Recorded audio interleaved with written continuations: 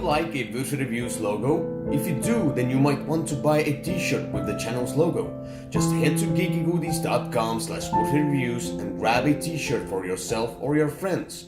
By buying Würfel Reviews t-shirts, you are supporting the channel, and I'm thankful for that. And don't forget that you can also support the channel through Patreon. Just head to patreon.com/würfelreviews and choose the reward level that suits you best. Your support means a lot. With enough support, this channel will continue providing you with the content, and you will be able to contribute to that as well. Thank you to everyone who watches and supports the channel.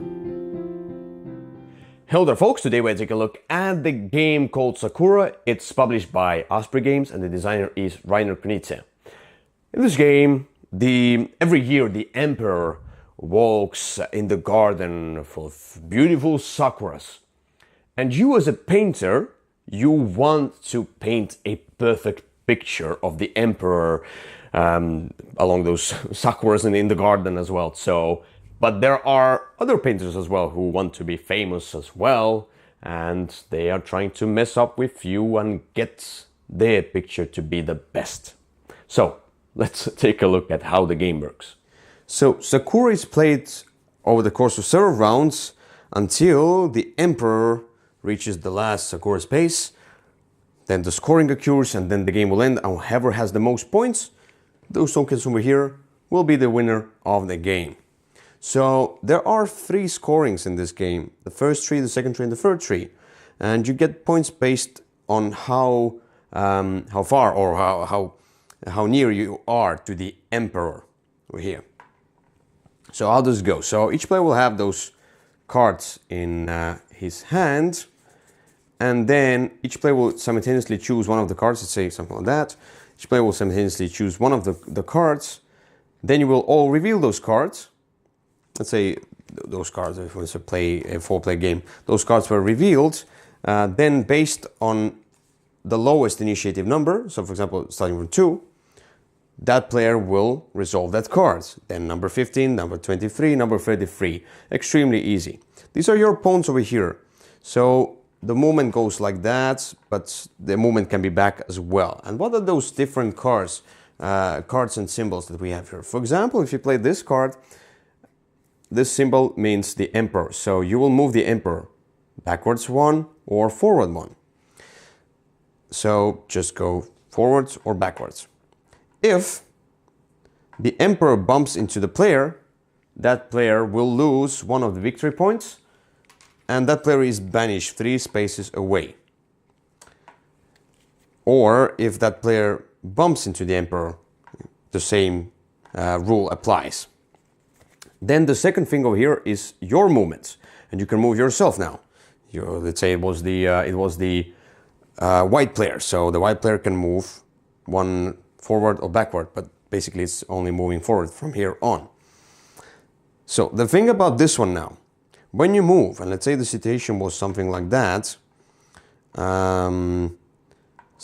so, and that player was over here. So let's say that player used this card and he moved 3 spaces, so the pink player. Moving 3 spaces means moving 3 empty spaces. Moving each space means moving empty space. So it moves 1, then this space is occupied, so you can skip it. 2, this space is occupied. 3. That's how you sometimes can get in front. So what are the other symbols that we have here? So there's +2 and this red triangle over here. That means that the last player will get to move 2 spaces further. In this case, over here, that player moves 1, skips all of these because these are occupied, and 2. And if you bump into the emperor, you will lose a point, and then you go back 3 spaces. 1, 2, 3, something like that. -2 means that the player who is first will go 2 spaces behind. And these are almost the same cards over here. There are some other special cards. For example, you will jump in front of the first, in the first empty space of the next player. And there are some other cards that maybe I will not find. One more symbol, which will mean that you can, you count the spaces between the emperor and you, and sorry, not the spaces, but the players between the emperor and you, and then you will go that many spaces. So what you're trying to do, basically with the cards, you will try to manipulate the emperor, the other players as well sometimes, and yourself and your movement. So when the emperor arrives, let's say this is the situation over here, the emperor arrives to the Sakura for the first time, and to each Sakura for the first time, then the scoring will occur. The scoring will occur automatically. So let's say, even if the other two players haven't played their cards yet, haven't resolved their cards, those cards are discarded. And now the emperor will score. So the nearest player will get 3 points, and the second player 2 and 1 point. And if you're playing with 5 or 6 players, there's also a 4th place as well. And you go through that. You go through the second scoring. Even if the emperor is moved back to the scoring space that he has already scored before, he will not score again. And then the first scoring occurs, and then you will see whoever has the most points will be the winner of the game. And the cards are basically the same, just different initiative. Moving forwards, plus minus 3, plus 2, plus 1, and so on. Same with the emperor. So that's Sakura for you. So Sakura. It's a reimplementation of the older game from Reiner Knizia, so this is a new edition. It's from Osprey Games. They did a good production over here, though I have some production issues, and I want to talk about that as well. So I really like the box. I really like the art, and as well, it's really cool. Like if I show it to someone, it looks amazing. They want to play it, and I like how Osprey Games always does this kind of a book type opening of the box here, and the insert is there as well. And yeah, the production of those wooden tokens and such, so wooden meeples, whatever they are, pawns, it's really cool. I like the color choices. I don't know, they are so colorful, so cheerful, and why not? I mean, like, engage into the game.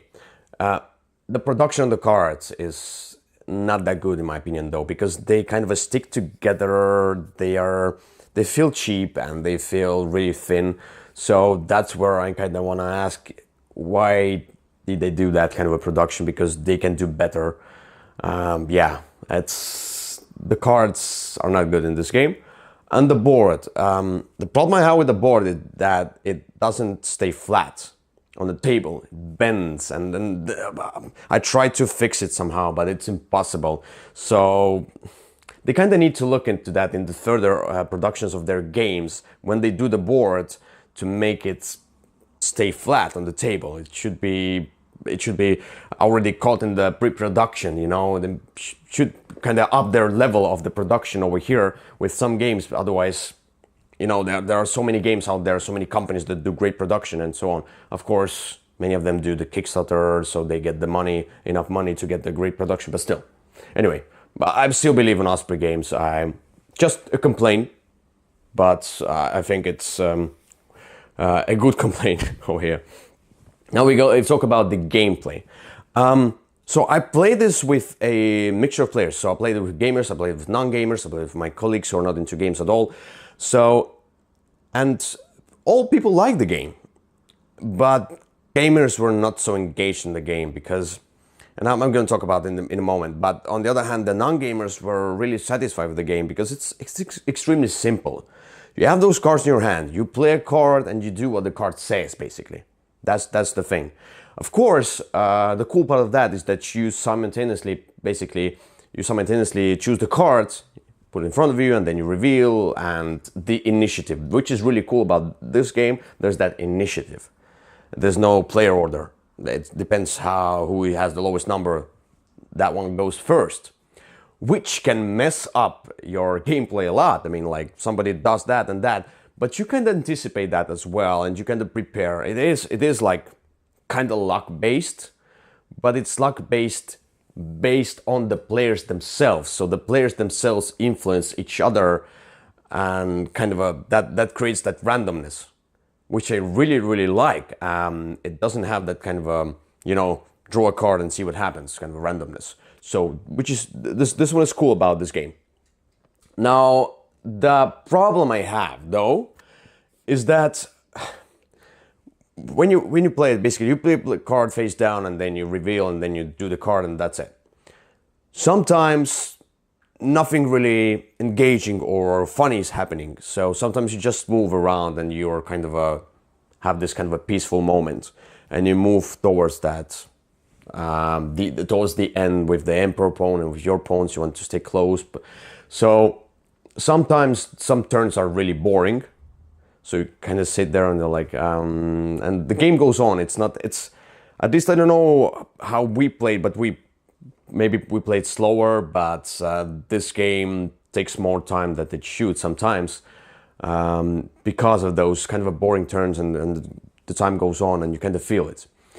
But sometimes, and that's where it's also a good side, sometimes when you play those cards, you have amazing turns where something changes, and because of I was anticipating that person playing that particular card, so he could move, so I could jump over and do that and that and that, and that's really cool. Sometimes you laugh a lot because you're like, what did you do? Why? So you chose this card, you got this one, yeah, we got through here, yes, and I'm the first one, I'm gonna get the most points.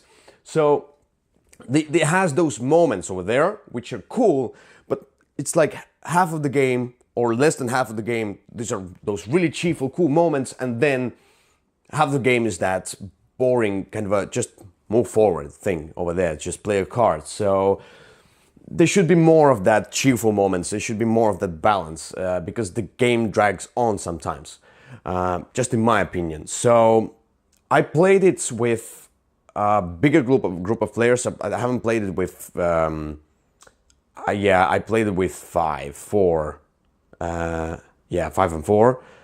3, no. I haven't played with 3 or 2, so I cannot really comment on that, but I don't think this game would be great with 2, and like, I feel like this game will have more cheerful moment the more players there are, because there's more cards going around, more that programming, more jumping over each other, more influencing each other, more of that randomness, which kind of creates the fun of this game, from this game.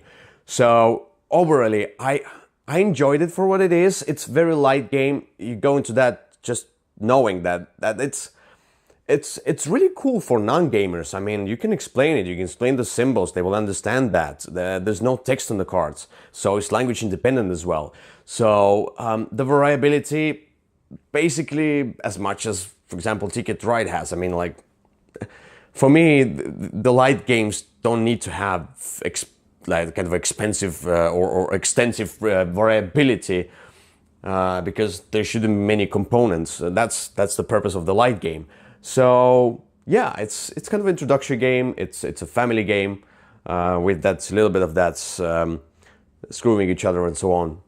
Anyway, that's Sakura. Sadly, no medal for this one. It's around 6 for me out of 10, but I still enjoyed it. And I do recommend to look into this one if you want to play with your family or your colleagues from the work or non-gamers and so on. That will be a perfect fit for them. Thank you very much for watching. We'll see you another time. Bye. This channel is sponsored by Osprey Games. Check them out at ospreypublishing.com.